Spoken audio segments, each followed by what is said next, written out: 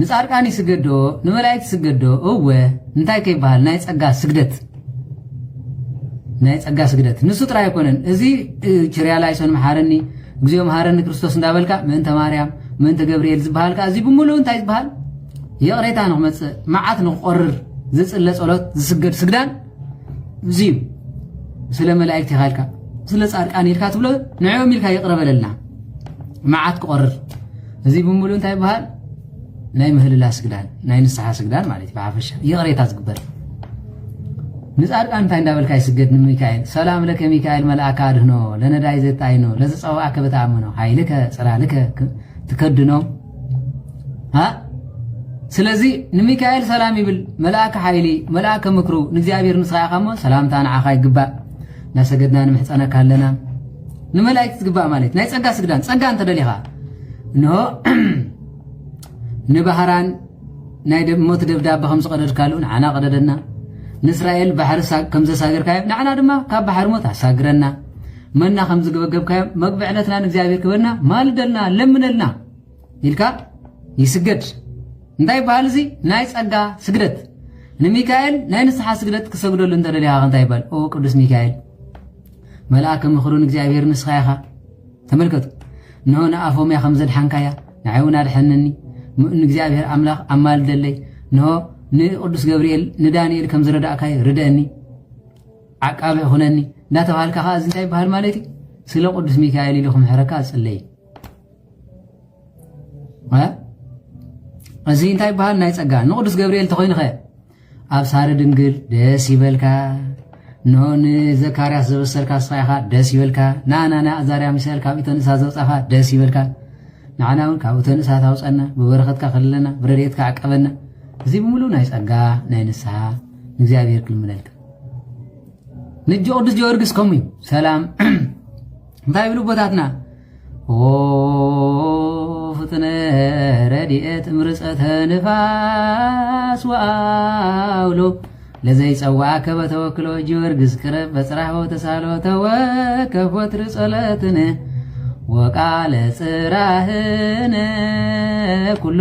እስመ ልበ አምላክ ሩህሩህ ባቤከ አሎ እመቤታችን ጋር ሰላም ለችን ዘንሰግድ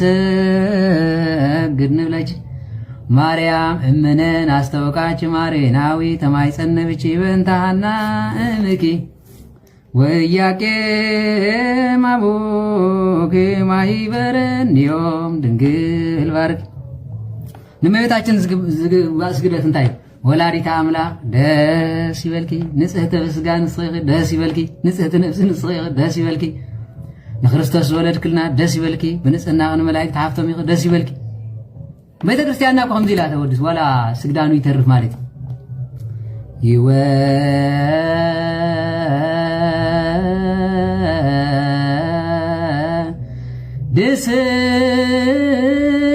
ድስዋ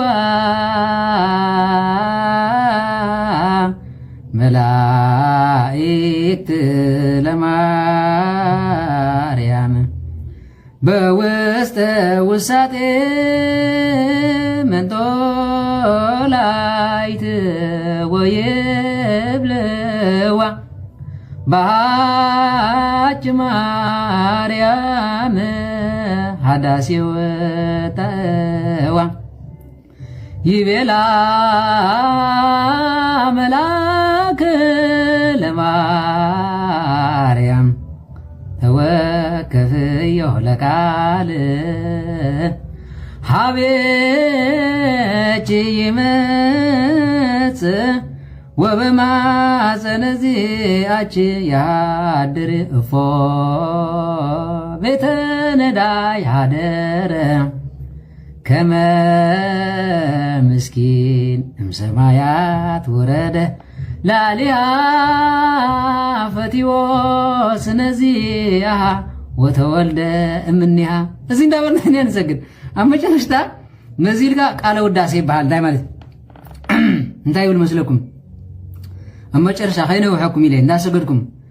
ይበላ መልአክ ሰላም ለቺ ይበላ ገብርኤል ሰላም ለቺ ማርያም ድንግል ሰላም ለቺ ወላዲተ አምላክ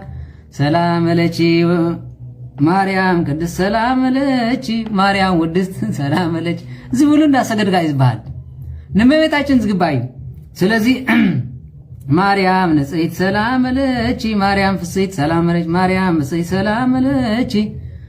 ማርያም ብሩክት ሰላም ለኪ ማኅደረ መለኮት ሰላም ለኪ ደብተራ ፍጽምት ሰላም ለኪ እህተ መላእክት ሰላም ለኪ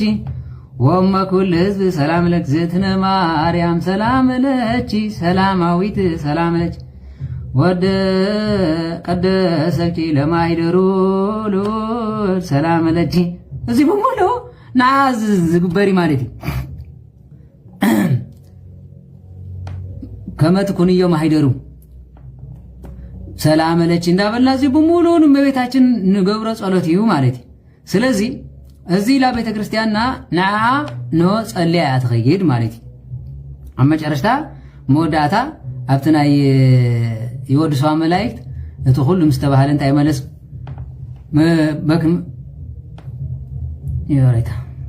ነዚ ናይ እመቤታችን ናይ ወድሰዋ መላእክት ኩሉ ግዜ ብስግዳን ዝወሃብ እዩ ኣብ መጨረሻ ነዚ ምስ ወዳእካ ከነፈርቡ በብሩር ዘግቡር ሰላም ለኪ ወገባት ያኒ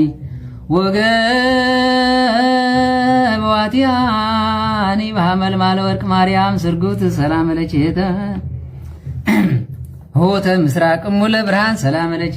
ተመልከቱ እዚ ሁሉ ንብለ ዘለና እንታይ ማለት እዩ ኣፍ ደገ ምብራቅ ፀሓይ መውፂት ንስኺኹም ሰላም ንብለኪ ማለት እዩ ካላ ኮለ ማርያም ህረይቶ ክብርት ሰላም ለኪ እዚ ሁሉ ምስተሰገደ መጨረሻ እንታይ ይባል እንታይ ከም ዝብል ትፈልጡ ሳሊ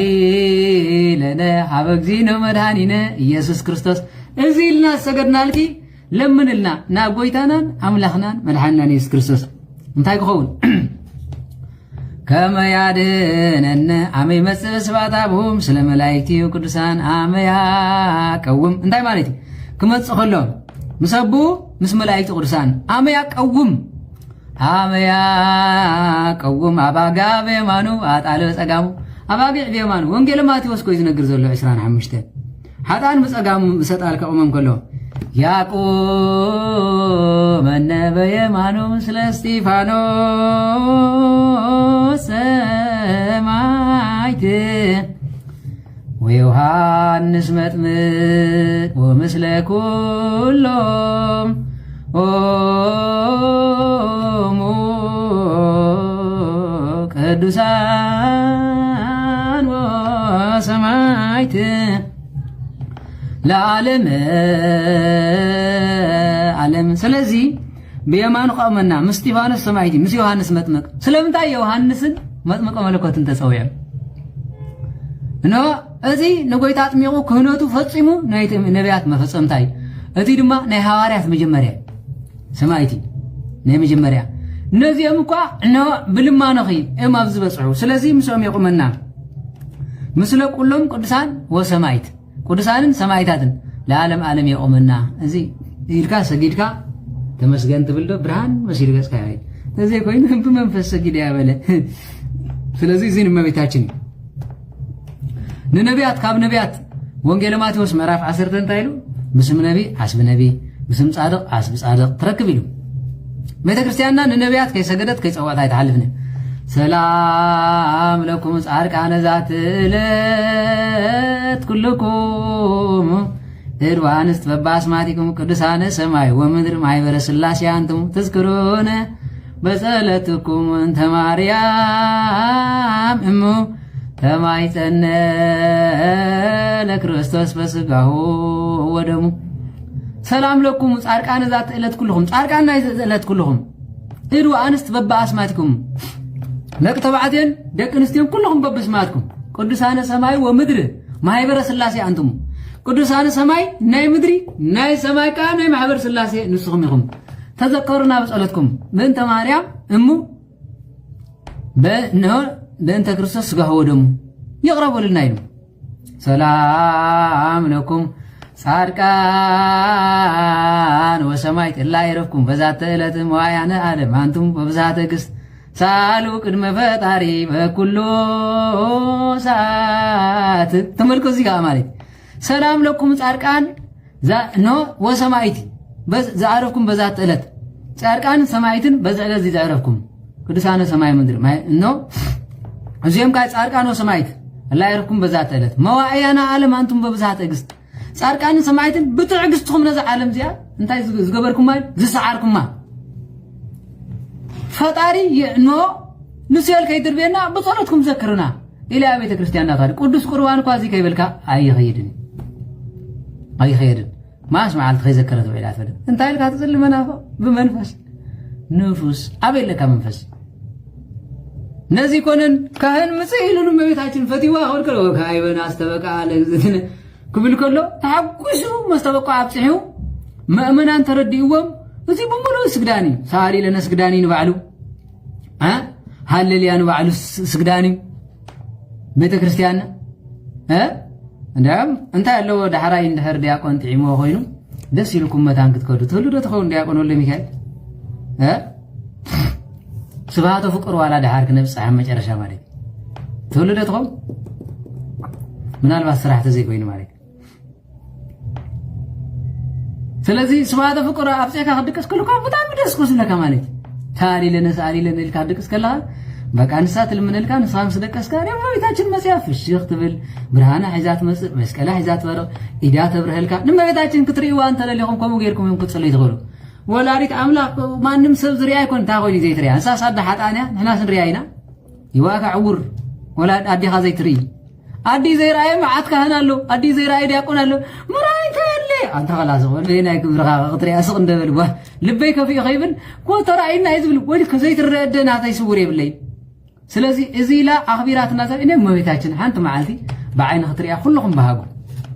ንእመቤታችን ከመይ ኢላ ከም ትግለጽ ዝብል ጽባሕ ትምህርቲ ክምረኩም እዩ ኣነ ብለኩም ኣለኹሲ እመቤታችን ሓንቲ መዓልቲ ምስ ረኣኹማ ብፍጹም ተስፋ ይትቖርፅን ኢኹም ኣነ ብዚ ቆይመ ዘለኹ ገጻ ሓንቲ መዓልቲ ጽቡቕ ጌረ ስለ ዝረኣኹ እዩ እንተ ክትርያ ከለኻ ዶ ወነት ነብስኻ ትውፅእ ማለት እዩ ክትርያ ከለኻ ሰለስተ መዓልቲ ነብስኻ ዘንቀጥቅጠካ ማለት እዩ ብብርሃና በት ዘለዋ እዛ ልብሲ ተሳኢላ ክትርእዋ ከለኹም ነር ማለት ሽሕ ትመጽእ ከላ ግን ማሕማሕታ ናይ ብርሃን ገጻ ጥራይ ክትርያ ይትኽእልን ባዕላ እንተዘይረሓቕልካ ኣጆኻ እንተዘይላትካ ናታ ቃል ተዘይሰሚዕካ ይብለኩም ኣለኹ ኣይ ወላዲተ ኣምላኽ መን ይፈልጣ ኮይኑ ኩላ ነብስኻ ጀልቢ ኢካ ሰለስተ መዓልቲ ቀጥቀጥ ትብል መግቢ ትበልዕ ገለ ትበልዕ ባዕለይ ዘይነገረኩም እንታይ ረኣኻያን ክትብሉን ንዓይ ባዕለይ እንደርያ ንወላዲት ኣምላኽ ርእያ ምባል ምንፍቕና እዩ ወይ ድማ ትዕቢት እዩ ዘምፅእ ስለዝኾነ እዩ ኩሉ ግዜ ሰብ በፀጋ ክትብሎ ከለኹም ከማል ከይተገልፀት ኣይትኸይድን ካልእ ትርፍ ናይታ ዝገበርካያ ብኣምሳል ከማን ከይተገልፀት ኣይትኸይድን ንመይ ጌርኩም ከምኡ ትብሉ ኩሉ ዘፈር ናይ እግራ ጥራይ ትርእይዎ ብርሃን ማሕ ምስ በለ ግዜ ድሕሪ ንስኻ በድኒ ኢኻ ትቕየር ስለዚ ወላዲት ኣምላኽ በረኸታ ይሕደረና ብዓይንኹም ንምርኣይ ብዝንኹም ንስማዕ ይብቃኹም እመቤታችን ፈቃራ ደንበር ኖ ሓጣን ኢላ ነቒፋትካ ትኸይድ ኣይኮነት እስማ ኣንቲ ተስፋሆም ለሓጣን ናይ ሓጣን ተስፋ ንስኺ ስንቅና ንስኺ ንዓ ተቐኒጦም ዝኸዱ ብሓንቲ ሰላም ልጭ ዝር ኢሎም ከይዶም እዮም ኣብዚ ዘሎ ግን ሙሉእ ለይቲ ቅዳሴ ማርያም ቀዲሶምን እመቤታችን ርእይዋ ኣይፈልጥን በቃ ኸይረኣይ ዝኣመን ዋይ ታሪኹም ኣይኣመንኩም ግድፍነ ስለዚ ነዚ ማለት እዩ ስለዚ እዚ እንታይ ይበሃል ስግዳን ሰገድናዮ ማለት እዚ ናይ ጸጋ ስግዳን ንእመቤታችን ናይ ንስሓ ስግዳን ናይ ልመና ስግዳን ንእመቤታችን ክትልምና ኣዴታትና ክልምና ከለዉ እንታይ ለሞ ክልምና ኣኺ ከብዲ ወላድ ትፈልጢ ኣኺ እዚኣ ኢልያስ ዘይበክ ሰብ ኣሎ ከምኡ ዘይስምዕ ኣሎ ደቂ ሂዋኔ ላምናና እንዶ ነዛእዋኔ ላምናና ኢሉ ዘይበክ ሰብ ኣሎ መርሲ ይብልኩምን ማለት እዩ ምዃኑ ኣዴታትና ንወላዲት ኣምላኽ እንታይ የደንግፅ ኣይፈልጥ እዮም ሰቆቃዊ ድንግል ዝብል ድማ እንሪእኹም ኮይንኩም ንእመቤታችን ብብኽያ ትፅዋዕ እዩ መልክዓ ፍልሰታ ተሪእኹም ኩሉ ናይ ፍቕሪ ሰላም ለፍልሰተ ስጋቺ መካነ ፍስሓ ወይባቤ ተመልከቱ ነዚ ኩሉ ዝፅባዕ ማለት እዩ ነዚ ኢሎም ዝኸዱ ሊቃውንቲ ቦና ቦታትና ንእመቤታችን ካብ ፀጉራ ስጋብ እግራ ስጋብ መቃብራ ስጋብ ልብሳ ስጋብ ትንሳኤኣ ገሊፆማ ሰላም ለትንሳኤ ስጋኪ ሰላም ለስዕርተ ርእስኪ ሰላም ለቀራንብትኪ ሰላም ለዓይንትኪ ለአንፍኪ ለከናፍርኪ ለአስናንኪ ለልሳንኪ ለክሳድኪ ተመልከቱ ነው ለአጥባትኪ بمولو مسكين ما خير مالك نجابير يسوع كريستوس هيتفلطن زبلو منافق كره خلص انت نحنا نفلط خوينا زني ويتا مالك سلام لسير ترسك لا اكليل رسك ها لقصك لا قرامنتك لا عينتك لا انفك لا اذنك لا اسنانك لا لسانك لا كنافرك لا كسادك لمتاكفتك لا داويك لا هنبرتك لا حقويك لا ايغارك لمكيد اجرك نصابعت خمالك اما ጨረሻ ለመቃብርከ اما ጨረሻ መቃብርከ ወልከለ ሰላም ለመቃብርከ ዘይተቀብረ በጎለጎታ ቀዳም አዳም በጎለጎታ ይሉ ደብር መሻዕ ጎለጎታ ይተቀብረ አዳም ይልዋይ ተቀብረ እንደዚህ ላይ ለኻ ግጽለለኻ ሽሪ ሁርትኻ ንክርስቶስ ካምሄር መፍላጥናሲ ጸጉሩ ከይተረፈ ወዲሳት ኸይድ ቤተክርስቲያን ኢየሱስ አይፈልጥ እንታይ ማለት አለ ወላዲት አምላክ ለኩም አላህ መናፍቅ ከሚገር ይዘምነኩም አኔ ገርመኒ ፕሮቴስታንት ከሚገርም ይእምንኩም እንኳን ኢየሱስ ጌታ ክብልኩም ሲ ጌታ እንታይ መስል ጸጉሪ ልካይማ ይፈልጥወን አይን እንታይ መስል አይፈልጥወን ላይዳውከ ዘተሸንከራ ለጎበከ ኮኖ ኮለቱን ንመድኃኔ ዓለም ክርስቶስ ማለት መድኃኔ ዓለም ክርስቶስ ንሱ ኮነንኮ ሰቆቃው አመንጉን ኮሎ እየየ እንዳበልካ ዘጸለጸሎት እዚ ፈሪቃ ስለዝኸለት ንስግዳን ዝግቦይ ንመቤታችን ሽዑ ናይ ንስሓ ስግዳን ናይ ልመና እንተ ኮይኑ እንታይ ዝብል ማለት በእንተ ገብርኤል ዘአበሰረክ አብሰር ዘብሰራ ገብርኤል አለ ሐቀደ በእንተ ማይጸና ዘጸረከ እግዚኦ ተሳለን በእንተ አጥባዊ አለ አጸናከ እግዚኦ ተሳለን አይ ጋር ያዛ አንሰሶ ምስሌከ ምን ተጋራ ምሳኻ ዝኸዳ ማህፀና ጸረትካ ብስራተ ዜና ሰምዕትልካ በኸንፈራ ሰዓመትካ በዓይና ዝራየትካ በፍንጫ ሻታተትካ ወደይላ ብግና ዒዳ ዝሓቀፈትካ በማህፀና ጸረካ بزبانا زحازلتك بسدت مساحات تنكرات سلايلك يقرب لنا እግዚኦ ተሳሃለኒ ኦ ጎይታ يقرب لنا ማለት እዚ ናይ ሊቃውንቲ ይባሃል ባና እንተ ኮይንኸ እንታይ ዝብል ማለት ስለ ስደታ ኦ ጎይታ يقرب لنا ስለ ማይጸና ጸረካ ኦ ጎይታ يقرب لنا ስለዚህ መጺ ማለት ነዚህ ልካተራ መጨረሻ በእንተ ማርያም መሐረነ ክርስቶስ በእንተ ማርያም መሐረነ ክርስቶስ ይልካኻ እዚ ናይ ንስሓ ስግዳን ናይ ምልጃ ስግዳን ይባሃል ናይ ቤተ ክርስቲያንና ስግዳን አነ እኮ ቤተ ክርስቲያን እኮ ስገዱ ዝብሉ ሐመርታይል ካም ስገዱ እኮ ይምሩኻ ትምህርት ሰንበት እንታይ ያለው አይ ማደ ምስጢር ተማሂርና ካብትብሉ ንሱን መባአስ ምስ መናፍቃን ምስ ጎረባ ብትመላኸፍ ማለት ስግዳን ተማሂርኩም ተትኾኑ ቀደም መንግስተ ሰማያት በጽሕይዎ እና ትዝባሃል ዘሎ ባይንኩም ሪኹም መኸድኩም ሽግራ ቤተ ክርስቲያንና በመሃራዚ ትምህርት ሰንበት ታይ ዝገብር ማለት መዘምረይ ክባሃል ነው መዘምረይ ዲኔ ዝገርመኩም እሽ ማን ደረው ቀይ ብለ ወለድና ይወልኩ ከም ዝናይ ደረው ቀይ እንዳው ደዘወድ ትምህርት ሰንበት መልእም ይም ስገሪልካ ይሰግድ ጸለይልካ ይጸልይ አመጨረሻ መቀኝነት ክትሰግድ ከለኻ ሰንበት ቆይታ በቃ ይስምብድ ምሱ ዘሎ መንፈስ ቆይ ይስምብድ ስለዚህ ሰጊዶም ዝኸዱ ቦታትና ናይ ስግደቶም ወዝጥብ ቢሉ ኸይሉ ሰጎድላ ምድር ከይተረፈ ዓሚቋ ቆይ ዓሚቋ አብነ መልከ ጸሪቅ ዝበሃል ጻሪቅ አለው ትፈልጥ ከምህር ስግደቱ ንእግዚአብሔር በዚ ከዓግቦ ይካልኩን ይሉሲ ነው እምን ገይሩ ይሐርም ወላ አብነ እስትንፋሰ ክርስቶስ ኮ ናይ ጎይታ ክዝክር እንተ ኮይኑ ይሉሲ እምን ገይሩ ዝባን እንዳሃረመ ይጸልይ ተኾነ ግን ገጽ ይሐብጥን ነይሩ ሰዓይ ስምዕ ነይሩ ክርስቶስ አምራ ሽኻል ገራ ቡ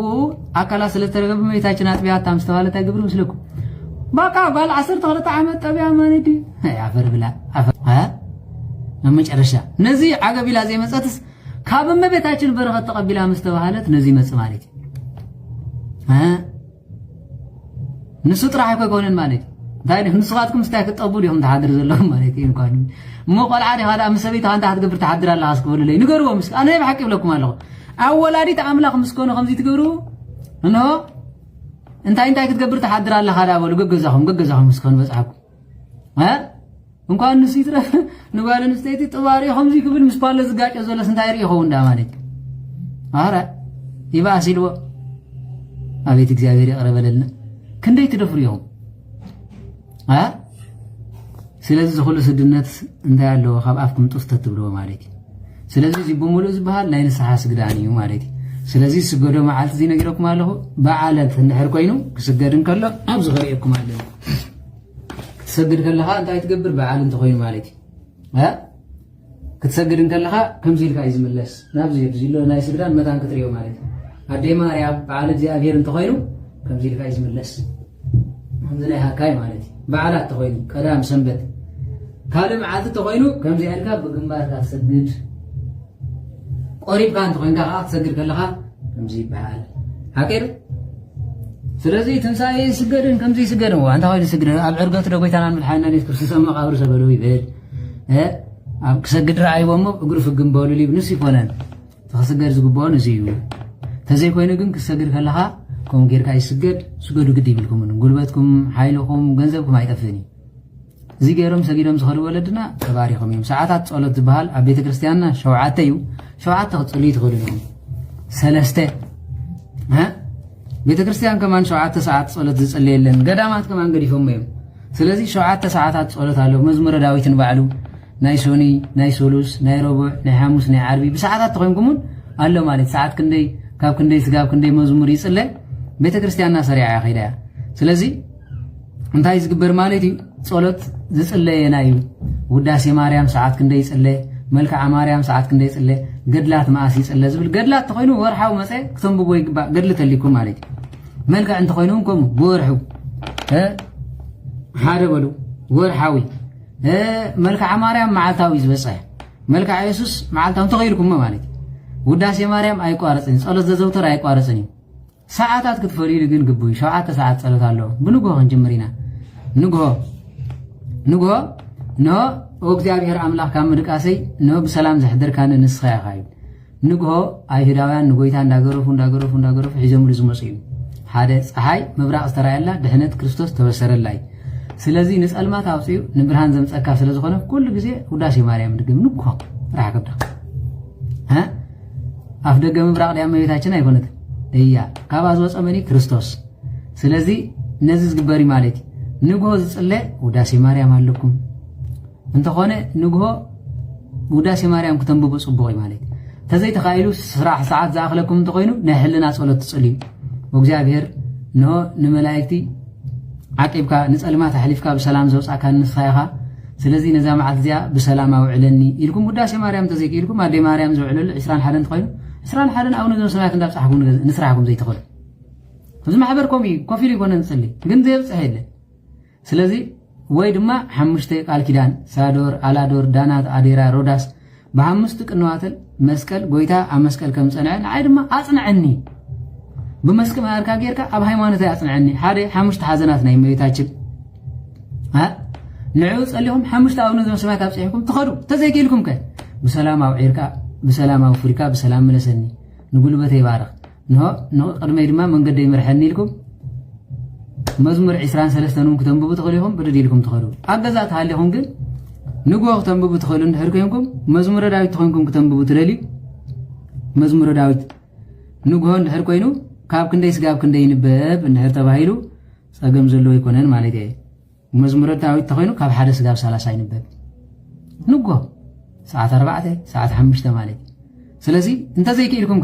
كاب حدث قاب 30 زلوا 10 مزمور مريضكم تنببو تخليهم ازي يجي بيت كريستيان ناز ازته سوني سولوس زنببون على مالتي كتحزوا لكم نحرز حزكم من تاخذ بلينا مالتي سلازي سوني زنببو داسي ماريا كاب حدث قاب 30 سولوس زنبب وداسي ماريا كاب 30 سقاب سوسا ربع زنبب وداسي مريم كاب سوسا سقاب 8 إسرائيل مالتي ناي ربع حامس زنبب ندحر كوينو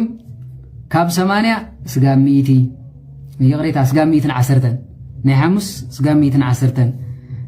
عرب زنبب ندحر كوينو عرب زنبب مزمور داوود كاب 110 سقاب 130 قدام زنبب تخوين خا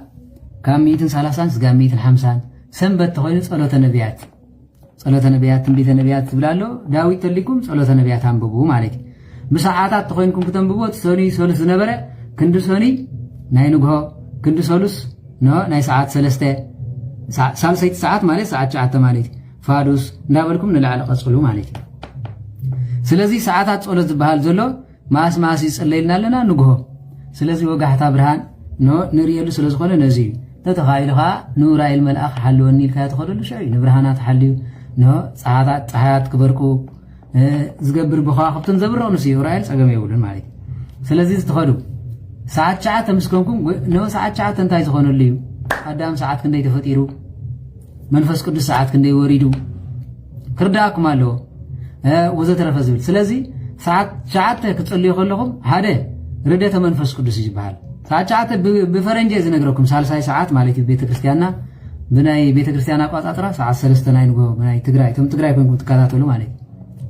ሰዓት 3 ናይ ንጎ ሰዓት 9 ናይ ንጎ ማለት ብፈረንጅ ሽዑ መንፈስ ቅዱስ ንሐዋርያ ዘወረደሉ ሽዑ እዩ አናንያ አዛርያ ሚሳኤል ካብተን እሳት ዘወጸሉ ሽዑ እዩ እመቤታችን ቅድስት ድንግል ማርያምን ዝተበሰረትሉ ሽዑ እዩ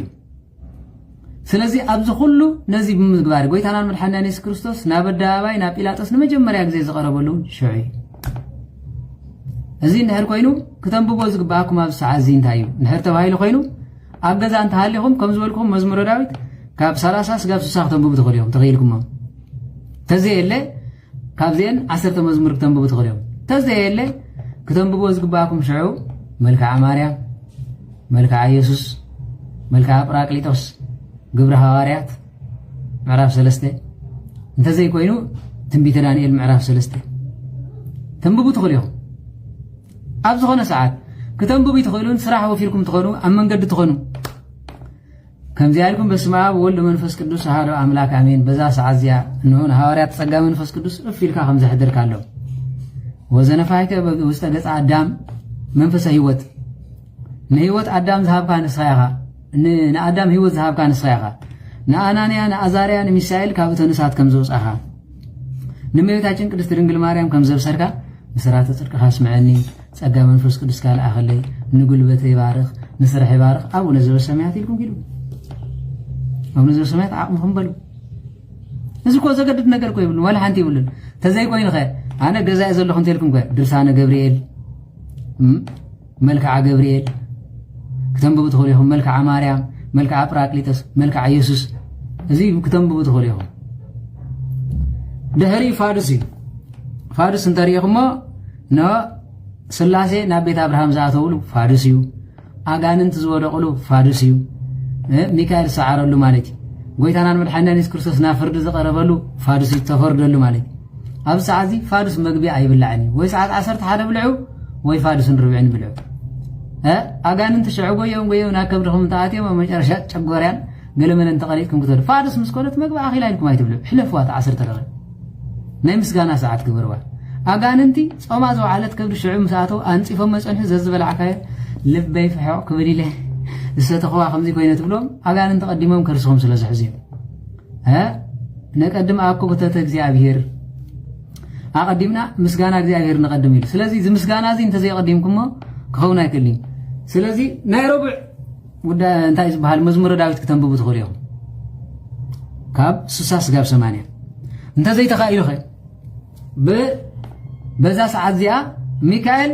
ንሳጥናኤል ዝሰዓረሉ እዩ ዓቃቢኻ መልኣኽ ኩሉ ግዜ ምስ ተቃለሰልካ እዩ ሰዓት እዚ እንሆ ጎይታናን መድኃኒትና ኢየሱስ ክርስቶስ ተሰቕለሉ አብርሃም ድማ ባሃረ በርቀ ክተንብቡ ትኽእሉ ኢኹም ዘፍጥረት ምዕራፍ 18 ክተንብቡ ትኽእሉ ኢኹም በዛ ሰዓት እያ አጋንንቲ እንሆ ስላሴ ዝተቐበሉ ስለ ዝኾነ በዚ ሰዓት እዚ ዝንበብ እንታይ እዩ እንድሕር ተባሂሉ መልክዓ ስላሴ ድርሳነ ስላሴ ሰይፈ ስላሴ ተንብቡ ትኽእሉ ኢኹም ሰይፈ መለኮት ማእሲ ዝንበብ ሰዓት 3 ናይ ምሸት ወይ ድማ ሰዓት 9 ናይ ንጎሆ ዝንበብ ናይ መለኮት ነገረ መለኮት ዝረብ ሸይ ሓደ በሉ ካልኣይ ድርሳነ ሚካኤል ብፍላይ ድማ ተሓሙ ትጭነቁ ትኾንኩም ፋዱስ ምስ ኮነ ነዚ እምቢልኩም ናይ ድርሳነ ሚካኤል ፋዱስ ክሰትይዎ ትኽእሉ ኢኹም ድርሳነ ሚካኤል እንተዘይተኻኢሉ ኸ እንሆ ወንጌል ማቴዎስ ምዕራፍ 26 ናብ ፍርዲ ቅረብዎ ዝብል ክተንብቡ ትኽእሉ ኢኹም ወንጌል ጥራይ ተመናኽኣን ንዝፅሎ እዚ ፋዱስ ዝፅለ እዚ ናብ ኣደባባይ ቅረብዎ ዝብል ፈረድዎ ዝብል ኣብኡ ክፀንሐኩም እዩ ማለት እዩ ድሕሪ ዘፍጥረት ምዕራፍ 18 አብርሃም አጋይሽ 3 እንግዳ ከም ተቀበለ ዝንብ ተንብቡ ትኽእሉ ኢኹም ኣብ ስራሕ እንተሃሊኹም ከ በስመ አብ ወወልድ ወመንፈስ ቅዱስ አሐዱ አምላክ አሜን በዚ ሰዓት እዚ ኣጋዝተ ዓለም ስላሴ ናብ ቤት አብርሃም ከም ዝመጻኹም ናብ ቤተይ እተው ንሳራ ከም ዝባረኽኩማ ተስፋ ከም ዝሃብኩማ ንዓይካ ተስፋ ኣብ ስጋይ ኣብ ነብሰይ እንሆ ኣብ ስርሐይ ኣብ ውላደይ ኣብ በዓልቲ ቤተይ ተስፋ ሃቡኒ ንይስሐቅ ዝመስል ሰሓቅ ከም ዝወለድኩም ደቀይ ከም ይስሐቅ ንዓኹም ዝባርኹን ዝቅድሱን ይኹኑ ከም ሳራ ዝመሰለት ሰበይቲ ሃበ ንበል كم ابراهام زمسل سب اي هابن نبل تزي كوينو مسمرج ازي هو يقصعكم ها سلازي دياقون كم زيلن تتصلي ديا خان كم زيل تصلي دا انت يعني قدسات مبزحنا نزي تبلو مالتي بس ساعات زي ناغاننتي اب تحت اغرها زرغص كاليق ملائكه قدس ميكائيل بسغانان بنفسنان بطعنانان بگنزبنان زقارنا حيل اغاننتي باب بول منفس قدس تحت اغرها رغصلنا ارحقلنا تدليهم مزمور نو يتعين ملاك እግዚአብሔር አምላክ አውደሙ ወያድህነሙ ለለ ይፈርህዎ መዝሙረ ዳዊት 45 ተንብቡ መላክ እግዚአብሔር ኣብ ዙርያ ተመስፈርሑ ይነብር ካክፉ ካይናግፎም ንልኩም ከተንብቡ ትኽእልኹም በዚህ መሰረት ኣብ መጨረሻ ስራሕ ስለ ዘለኹም ሸውዓተ አቡነ ዘበሰማያት ስላሴ ይኮነን ስላሴ ሸውዓተ ስለ ዝብዕል ሸውዓተ አቡነ ዘበሰማያት አንብባ ቢልኩም ትኸዱ ድሕሪ ጽለንታይ ሰዓት 3 ጎይታና መድኃኒትና ኢየሱስ ክርስቶስ ተሰቕለሉ ዝበኸየሉ ዘልቀሰሉ በዚ ሰዓት እዚ እመቤታችን ቅድስት ድንግል ማርያምን ንወዳ ዝረኸበትሉን ሰዓት ኣሎ ማለት እዩ ስለዚ ኣብ እግሪ መስቀል ዝበኸየትሉ ዘልቀሰትሉን እዚ እዩ ሰዓት 3 ክፍረድ እንከሎ ምስራኤል ተበኸየት አልቀሰት ይዝብል ስለዚ መልክዓ ከተንብቡ ትኽእሉ ፀገም የብሉን ሰዓት 3 ምስከነ ግን በዚ ሰዓት እዚ ጎይታና መድኃኒትና ኢየሱስ ክርስቶስ ሸውዓተ ቃለ መስቀል ተዛረበሉ ምድር ምልክት ዝሃበትሉ ሸውዓተ ማለት ንመቤታችን እነሆት አዲኻ እነሆት ወድኽ ዝበለሉ ወዘተረፈ ተፈጸመ ጸማይኩ ኤሊሄ ኤሊሄ ለማ ሰበቅታኒ ወአቦይ ዝብሎን ዝገብሮን አይፈልጥን ይቀርበለም ዝብል ወንጌል ማቴዎስ 26 7 ዘሎ አንብብዎ ናይ ስቕለቱ ዝብል ንዕም ቢብኩም አቡነ ዘበሰማያት ክትብሎ ተዘይ ኮይንኸ መልክዓ መድኃኒ ዓለም መልክዓ ኺዳና ምህረት ዝበኸየትሉ መልክዓ ማርያም መግደላዊት መልክዓ ዮሐንስ ወልደ ነጎድጓድ መልክዓ ቅዱስ ኡራኤል ንጽዋ ወልድ እግዚአብሔር አምላክ ምስኸፈ ይብል ማለት ንኹላ ምድሪ ብሰንካ አዳም ረኺሳ ነበረት መክድ ባርካይሉ ጭሮ ገይርን ዝነጸገሉ መልክዓ ድርሳነ ኡራኤል ከተንብቡ ትኽእሉ ኢኹም ሰነ ጎለጎታ ለይቱም ከተንብቡ ትኽእሉ ኢኹም ሰነ ጎለጎታ አርጋኖን ሰዓት 9 ከተንብቡ ትኽእሉ ኢኹም ሰዓት 3 ከተንብቡ ኢኹም ለይት ከተንብቡ ትኽእሉ ኢኹም ፍላይ በዓል አርጋኖን ለይት ተንብብኩም መጽቦ ነዚ ኢልኩም ጸልይኹም ትኸዱ ኣብ ስራሕ እንተልይኹም ከ ጎይታዬን መድኃኒን ኢየሱስ ክርስቶስ በሰዓት እዚ ስለ ኃጢአት ኢልካ ክልተ ኢድካ ጎድንኻ ዝተወግኣካሉ እዚዩ እዳውካን እጋርካን ተሸንከርካሉ ንስሞ እግዚአብሔር አምላክ ንዓይን ኃጢአተኛ ባሪያኻ ብደምካ ዝዓደካኒ የቕረበለለይ ኣይትግደፈኒ ኣይትሕደገኒ ነቲ የማናይ ዝነበረ ሽፍታ የቕረኽም ዝበልካዮ ንዓይካ የቕረበለለይ ኣነ እውን ሽፍታየ ንሆ ንነፍሰይን ስጋይን ዝሰቐልኩ ስጋ ክርስቶስ ንዓኻ ዝሰቐልኩ ከዓ ኣነ ይሰቐልናየን ብመስተ ብገለ ሰበድናትና ይባላሸን ሕና እኮ ቤት መቕደስ እግዚአብሔር ኢና ስለዚ የቕረበለለይ ኡራኤል መልአክ በዚ ሰዓት እዚ ደም ናይ ክርስቶስ ተቐቢልካ ንዓለም ነፂካ ከም ዝበራኽካ ንዓይ ድማ ባርኸኒ ንፀገን ኣብ ትሕቲ መስቀል ዝበኸኺ እመቤታችን ቅድስቲ ድንግል ማርያም ስለይ ስለ ሓጣን እንሆ ብኽቡር ደምካ ዝገዛእኻዮ ንወድኺ ኣማልድለይ እንሆ ሓደ ንጉስ ንወርቁ ናብ ሽቓቕ ተኣተወ ኣይገድፎን ኣነኻ ብሓጢኣት ተዘፈቕከየ ኣደ ንጉስ ንስኺኺ ዮሐንስ ወንጌላዊ ንጎይታናን መድኃኒና ኢየሱስ ክርስቶስ ዘኪርካ ከም ዘልቀስካ ንዓይካ ኖ ከምናትካ ትግባዕት ሃበኒ ማርያም መግደላዊት ንኃጢአት ክርስቲያኪ ምስቓይ ጎይታ ከም ዝበኸኺ ኣነኻ ኸበኪ ኣባኺ ዝሓደረ ጸጋ መንፈስ ቅዱስ ኣባይ ይሕደር አቡነ ዘበሰማያት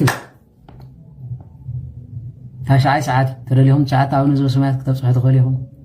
ተደሊኹም ተሸንከረሉ ሳዶር አላዶር ዳናት አዴራ ሮዳስ ተደሊኹም ሸውዓተ ቃላት ተዘረበሉ ሸውዓተ አቡነ ዘበሰማያት ከተብጽሑ ትኽእሉ ኢኹም ሲምፕል ይኹ ትጸድቁ ነዚ ትገብሩ ማለት ድሕሪ ሰዓት 5 ናብ 6 ዘለይ በሰዓት እዚ ፀሓይ ተዓርበሉ ጎይታ ዝሞተሉ ተቐብረሉ ኒቆዲሞስን ዮሴፍን ዝገነዝሉ እመቤታችን ዘልቀሰትሉ ኣብዚውን መልክዓ ኺዳና ምህረት ከተንብቡ ትኽእሉ ኢኹም ሰይፈ ስላሴ ከተንብቡ ጸላይ ተፈጸመ ተባሂሉ ዝተዓጸደሉ ዝኾነሉ ሰይፈ ስላሴ ከተንብቡ ትኽእሉ ኢኹም ብሰላም ወፊርኩም ብሰላም ሰለስተ መለስኩም መዝሙረ ዳዊት ከተንብቡ ትኽእሉ ኢኹም ውዳሴ ማርያም ከየንበብኩም ተውዒልኩም ክደግሙ ትኽእሉ ኢኹም ስለዚ ብሰላም ኣፊርካ ብፀሓይ ኣብሪቕካ ንጉልበተይ ባሪኽካ ዘውዓልካ ንንስኻ ደቀውን ዘይኣተውን ተኾይኖም ብሰላም ኣእትዎም ንኸብትና ርብሓየን ንገንዘብና ብፅሓዮ ብሃይማኖትና ጽንዕና ከም ኒቆዲሞስን ዮሴፍን ስጋ መቃብር እምናት ግበረና ኣብ ቤት መቕደስካ ቤት መቕደስ ማለት ጎይታ ዝተቐብረሉ ጎልጎታይ ካብ ቤት መቕደስካ ይትፍልየና ቅዱስ ቅዱስ ቅዱስ እግዚአብሔር ጸዋት ዘተወለድከ ማርያም ቅድስት ድንግል ዘተጠመቅከ በዮርዳኖስ ዘተሰቀልከ በዕፀ መስቀል ዘተቀበርከ በጎልጎታ የቕረበለልና ትብል መልክዓ ኒቆዲሞስ ተሊኩም ጽቡቕ ተዘየለ ወንጌለ ማቴዎስ ከተንብቡ ትኽእሉ ኢኹም ተቀብረ ዝብል ተዘየለ ድማ አቡነ ዘበሰማያት ተብጽሑ ሰይፈ ስላሴ ተንብቡ መልክዓ መድኃኔዓለም ከተንብቡ ትኽእሉ ኢኹም መልክዓ ኪዳነ ምሕረት ከተንብቡ ትኽእሉ ኢኹም ድሕሪኡ ድቃስ ግዜ ድቃስ ጎይታናን መድሓኒናን ኢየሱስ ክርስቶስ ንሐዋርያት ዘቕረበሉ ሰዓት እኳ ለይቲ ይድሓን ኣብኡ ይጽናሕ ዝተደረረሉ ናይ ድረር ሰዓት እዩ ሓቂሉ ያውም ለይቲ ክሒዶም እዮም ሽዑ ከዓ ዘቕረበሉ እዩ ስለዚ ዋዜማ ዘቐርበሉ ቤተ ክርስቲያንና ሽዑ እዩ ነፍሲ ወከፍ ሽዑ ኖ ብዛዕሙ ዝጽሊ ጸሎት መቁጠርያ ዘብጽሕ ምህልላ ዘብጽሕ ከብጽሕ ይኽእል እዩ ድርሳነ ሩፋኤል ዝንበብ ሽዑ እዩ ሓደ ህውኸተ ሰማይ ክኽፈት መዝገብ ናይ እግዚኣብሔር ኣምላኽ ዘብጽሕ ሽዑ እዩ ሕብስቲ ንጎይታ ናይ ድራር ሰዓት ተባሂሉ ስለ ዝፍለጥ ንሕብስቲ ዘቕረበሉ ዝብል ተንብቡ ትኽእሉ ኢኹም ወንጌል ዮሃንስ ምዕራፍ 6:5 ዘሎ ስጋይ ዝበልዐ ድዘመይ ሰበይቲ ናይ ዘለኣለም ሂወት ኣለዎ ንሱ ይኮነን መጽሓፈ ጠቢት ከተንብቡ ትኽእሉ ኢኹም ድርሳነ ሩፋኤል ከተንብቡ ትኽእሉ ኢኹም በኖ ንጠቢት ሰብ ሓዳር ብፍላይ ድርሳነ ሩፋኤል ከተንብቡ ግድን እዩ ማለት ንሱ ጥራይ ይኮነን ብርሃን ዓለም ቅዱስ ጳውሎስ ኣብ ቆሮንቶስ 4 ኣሚን ንጹህ ይኹን ዝበሎ ንሱ ጥራይ ይኮነን ፍኖተ ሎዛ ክኸይድ ከሎ ያዕቆብ ኣብ መደቀሲ ዝገበሮ ጸሎት ስለ ዝኾነ ዘፍጥረት ከተንብቡ ትኽእሉ ኢኹም መጽሓፍ ተደሊኹም ማለት ኣብ መጨረሻ ጎይታ ኣብ ቤት ዮሃንስ ተረኺብካ ንሐዋርያት ከም ዘቕረብካ ንዓና ድማ ዝበላዕና ዝሰተናይ ምስጋና ነብስና ናብዋሃዶ ናይ ዘለዓለም ሂወትካ ይትኽለና ንዓኻ ሚና ንድቅስ ኣለና ድቃስ ኣምሳለ ሞት እያ ብሰላም ንብርሃንካ ዘርዩ ንጽባሕ ንስሓ ዝተዓጠቑ ንወንጌልካ ዝሰብኩ ንቤትካ ዝመላለሱ ንቅዱስ ቁርባንካ ዝቐርቡ ክንከውን ንምሕፀነካ ኣለና ንዓኻ ኣሚነ ግምሰስ ኣለኹ ኢሉ ዳዊት ስለዚ ጸሎተ ንዋም ዝብል ኣሎ ከተንብቡ ትኽእሉ ኢኹም ዳዊት ተኾይኑ በቲ ዝበልኩም ከተንብቡ ትኽእሉ ኢኹም ትድቅሱ ድርሳነ ሩፋኤል ከዓ ንሳራ ጓል ራጉኤል ማህፀና ዝፈታሕካ ሰዓት 9 እዩ ለይቲ ንስኻ ኢኻ ተባሂሉ ኣንቢቡ ኸይዱ ሽዑ ማህፀና ተፈቲሑ ኣስማንዴስ ከይዱ ብሩኽ ውላድ ወሊዱ እንዳተዛረብካ ከምዚ እንዳተባሃልካ ትድቅስ ኣብ መጨረሽታ ዓራትካ ግዝሩጥ ኣካዳድናኻ ዘይፅቡቕ ዝተወልደ ብኦፕሬሽን ድሕሪኻ ናይ ማህፀን ሽግር ዘለዋ ትፍጠር ዘላ ወዲ ሓዊ ከይጸለኹም ብምልቃስኩም ሰብኣይን ሰበይትን ከይጸለዩ ስለ ዝድቅሱ መጨረሽታ ጸላእ ሰናያት ኣብ መደቀስ እዮም ይድቅስ ሰበይቲ ብሳሎን ሰብኣይ ኣብ ዓራት ድሕሪ ገለጋይ ትጽመኒ ምሳኻ ድቅስ ኣብዚ ክጠቕ ክብላ ይኮንኩን ኢላ ትኸይድ ሽዑ በዚ ማለት እዩ እንዳር መሃሌ ዘሰሎሙን ከተንብቡ ትኽእሉ ኢኹም ከዘይ ኮይኑ ኣቡነ ዘበሰማያት ኢልኩም ትድቅሱ ተተኻኢሉ መንፈቀ ሌሊት ትትስቡ መንፈቀ ሌሊት ጎይታ ተጠመቐሉ ዝተወልደሉ ብስራት ተነግረሉ መላእክት ሰማይ ዝተኸፈተሉ ናይ 24 ካህናት ሰማይ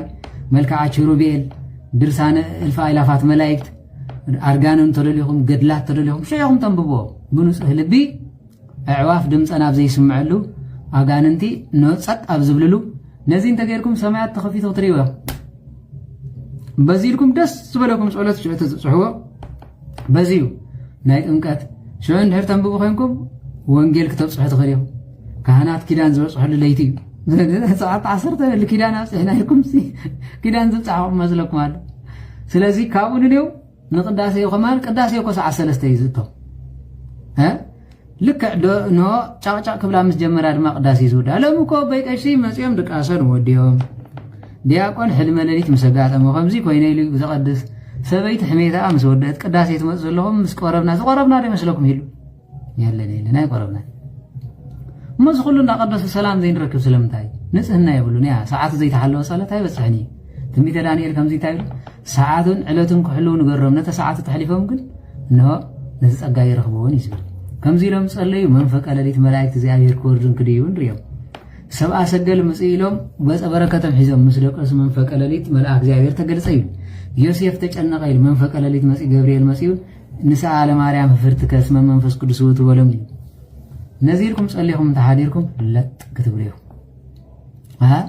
ሕማም የለን ሽዑ እንተተጠሚዕኩም ድሕሪ ፋዱስ ዘሎ ሰዓት እንድሕር ተሓፂብኩም እንተተጠሚዕኩም ጥርሑ ከብድኹም ከሎ እዩ ተዘይ ኮይኑ ሰዓት 10 እንተተጠመቕኩ ጽቡቕ ዶ ማለት ማይ ጸሎት ተተሓፀብኩ ማለት እዩ ራይ ተሓፀብኒ ምሕረት ይግበረልክ ተበልከያ ጽቡቕ ትገብር ዘላ መሲሉ ስለዚ መንፈቀ ሌሊት መልኣክ እግዚኣብሔር ይመጽእ ነቲ ማይ ይዘርጎሞ ሕሙማት ተንከፉ ድማ ይብል ቤተሳይዳ ማለት ይነጽህ ነበሩ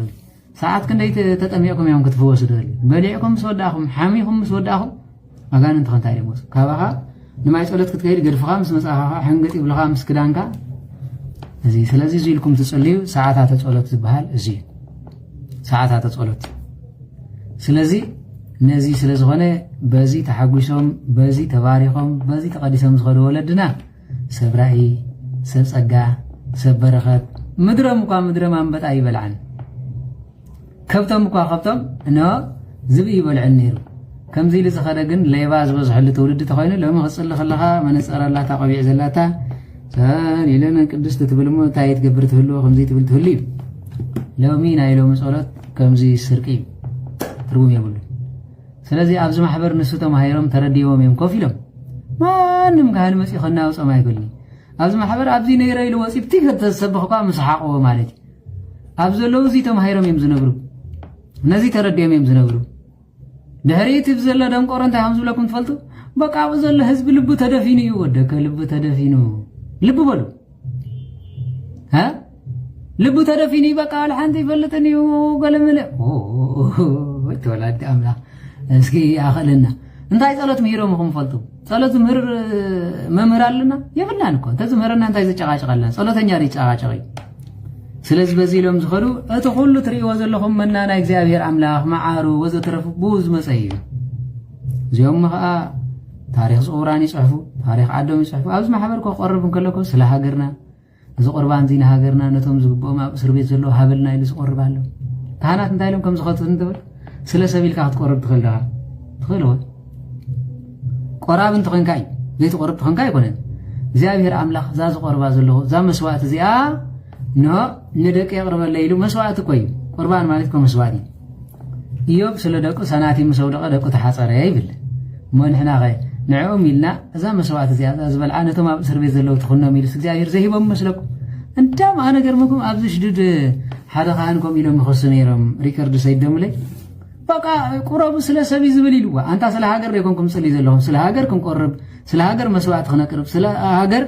ዕሽር ክንገብር መብጽዓ ክንገብር ቤተ ክርስቲያን ትፈቕደይ እንድሕር ዘይትፈልጡ ትኾንኩም ኢድኩም እግሮም ሒዝኩም ኮፍ ስቕ እንታ ዘይኮይንኸ ትቕይርዎ የለን ስለዚ እቲ ሕብረተሰብ ዘይተረዲእዎ እዩ ኣይሆብ ጽቡቕ ተረዲእኩም ክኸውን ተስፋ ገብር እግዚአብሔር ምስ ኩላትኩም ይኹን ዝመሃረና ዝገሰጸና እግዚአብሔር ኣምላኽ ክብሪ ምስጋና ኣምልኾ ውዳሴ ስግደት ንዘለዓለም ንዕ ይኹኖ ተምሃርና የብልብና ይሓድሮ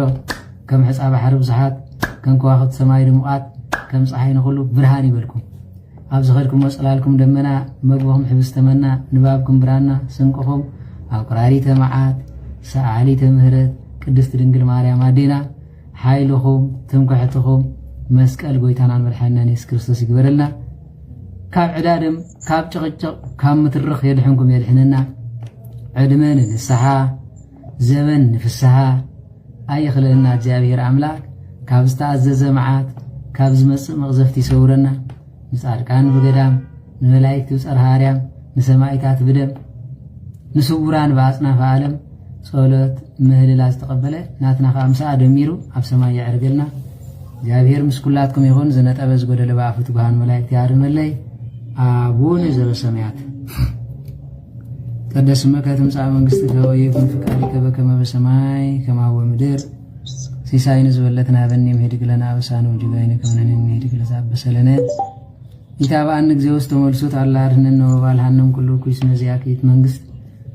ኃይሎ ስብሐት ለዓለሙ ወለዓለሙ አሜን። በሰላመ ቅዱስ ገብርኤል መልአክ